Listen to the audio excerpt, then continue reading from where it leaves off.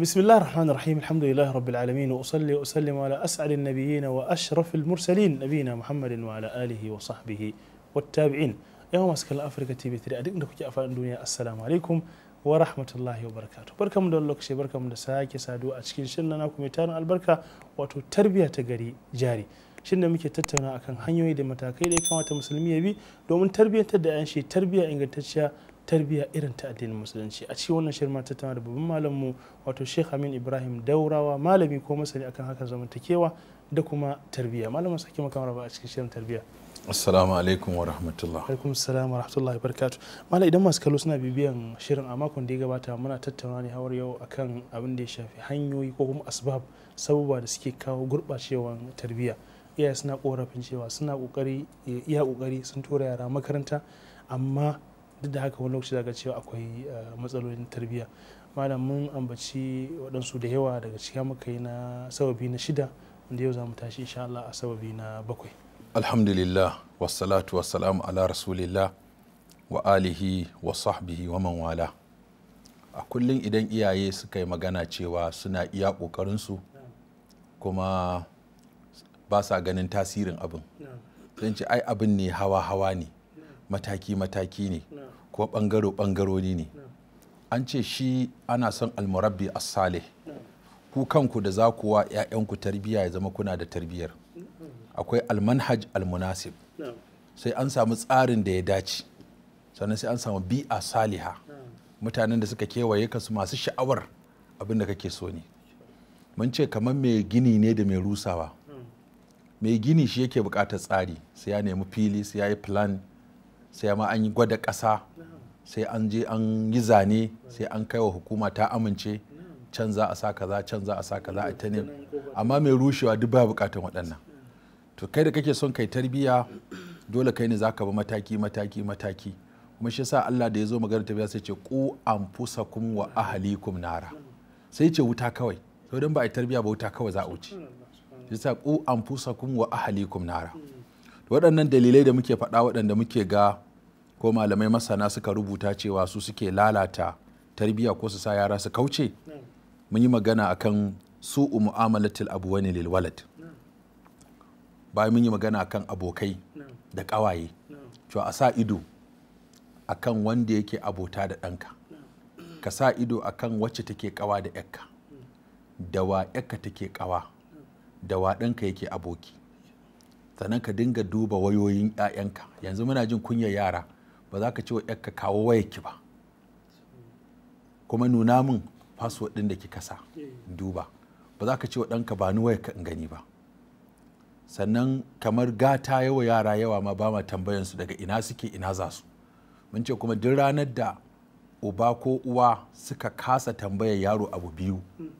to duk abin da ya faru laifinsu ne ina za ka daga ina kake wace ce kawaki wane ne abokinka inda har za mu kyala waɗannan yara su tafi inda suke so su dawo sanda suke so wani ma sai an rufe gida fa yake dawa in ya fita tun safe sannan za a kai yaro makaranta ba a zuwa makarantar yana zuwa ko ba zuwa akwai yaron da sai da aka yi tam guda bai je ba su can malamai sun ɗauka larura yake da ita a gida su kuma nan iyaye kullum suna ga ɗansa yana tafiya makaranta ashe ba makaranta yake zuwa ba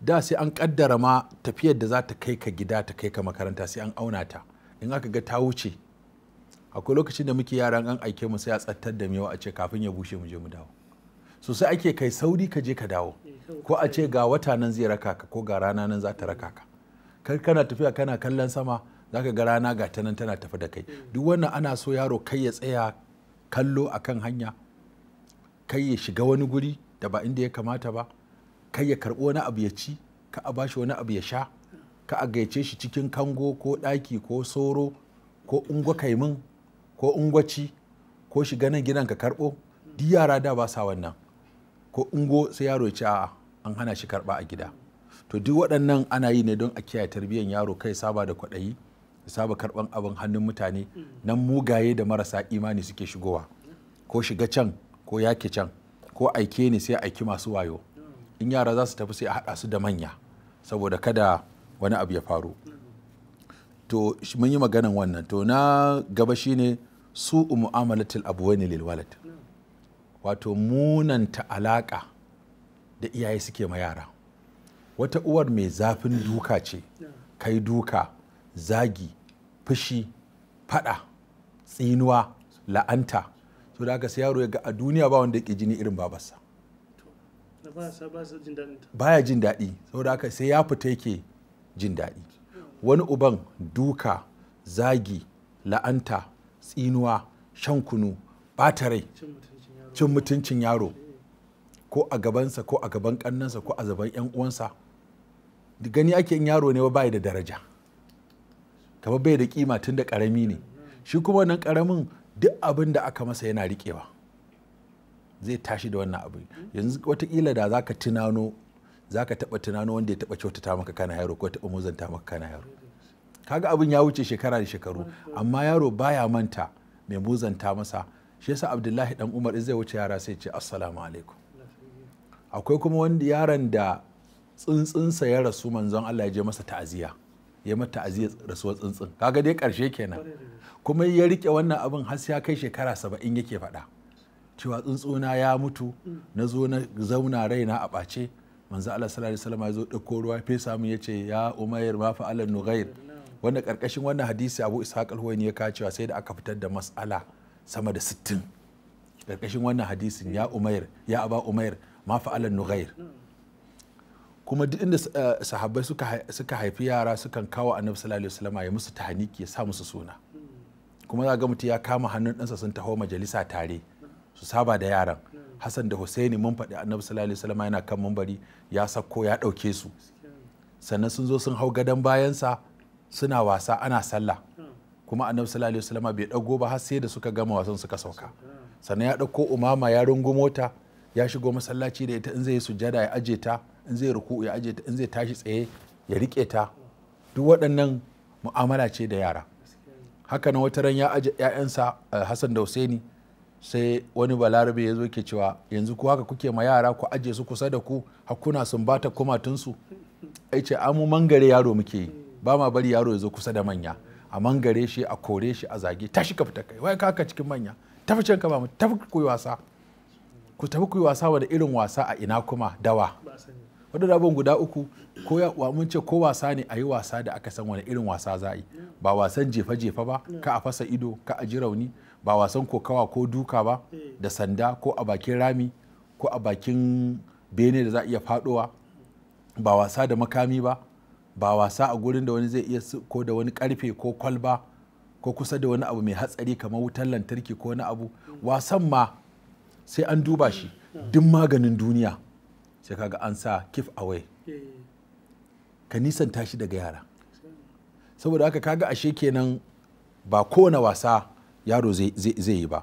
To rashin iya mu'amala da yara da ɗaukan yara a matsayin ba kowa ba, a dinga tsananta musu, yakan sa iyan su fita daga ransu. Sai kullum yaro ya dinga jin sai ya fita waje zai ji daɗi. A cikin abokansa ko a cikin ƙawayenta, nan ne za a saurare ta tana magana a yi shiru, a saurare ta saurara, a nan za a yi mata dariya, a nan za a yi mata murmushi.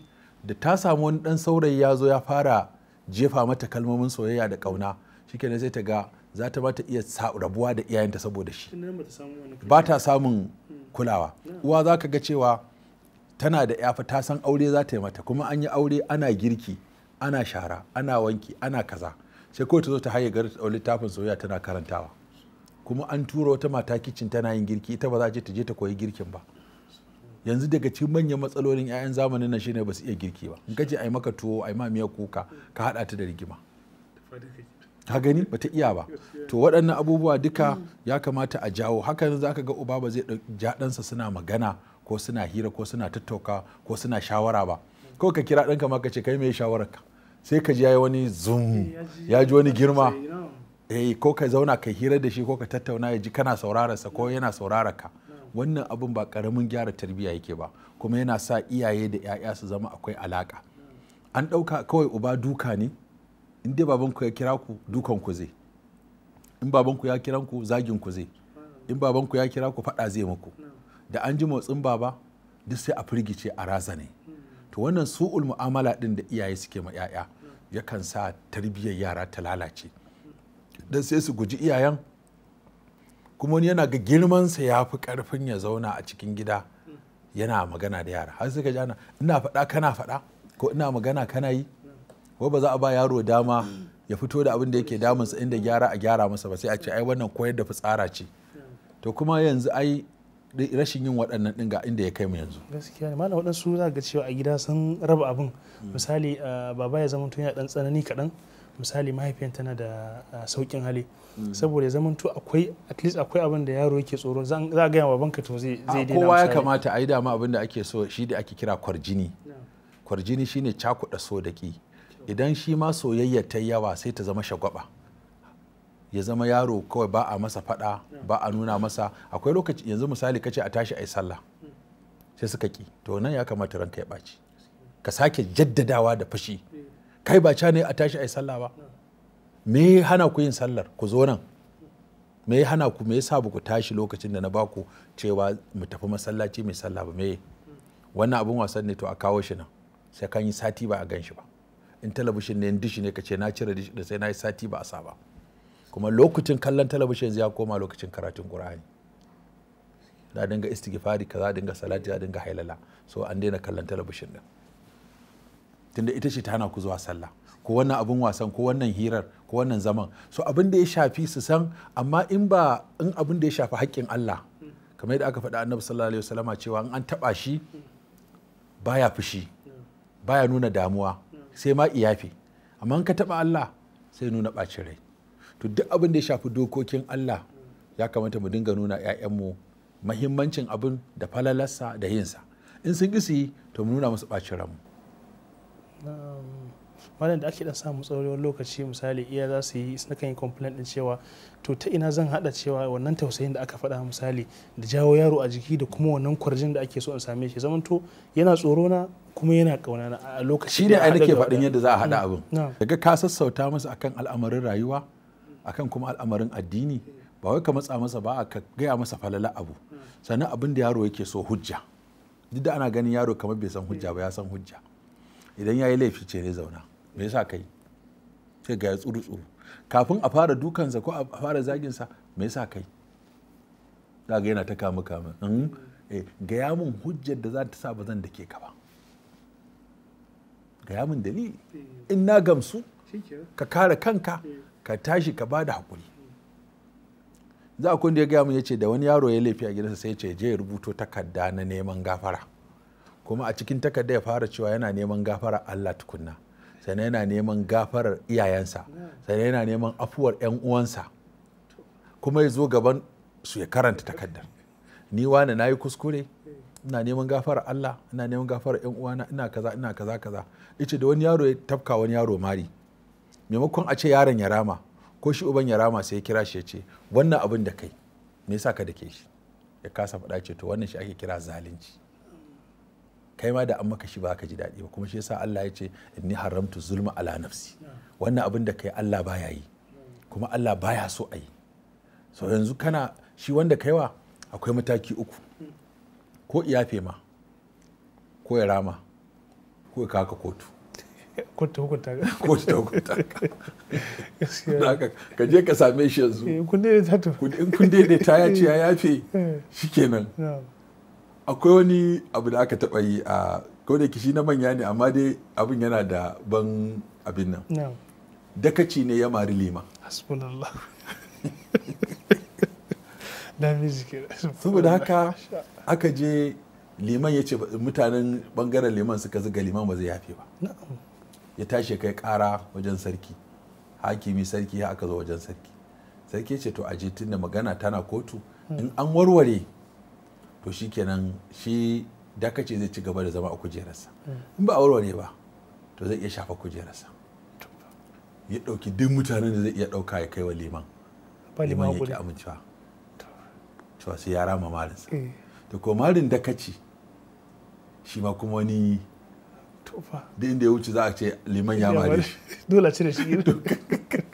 So aka yi ta zirga aka je kotu, a je ina ne sai suka ce a zo a same ni. Aka zo da liman da tawagarsa da kuma dakaci da tawagarsa. Me ya faru? Aka faɗi yadda kisa ta faru har ta kai ga marin da shi dakaci wa liman. Na ce to liman an mare ka ba a kyauta ba, kai dakaci a matsayinka na shugaba, shi ma shugaba ne, ya kamata abin ya kai har ga mari ba, kuma a cikin jama'a. Kai kuma liman da aka mara, shari'a ta baka haƙƙi uku, ko ka rama marinka a guri da yanayi da aka mare ka, ko ka yafe, ko aidiya. Aidiya marin nan zai nawa? A biya ka. Duk abin da ka nema fiye da ukun nan to ka ƙetar haddin Allah.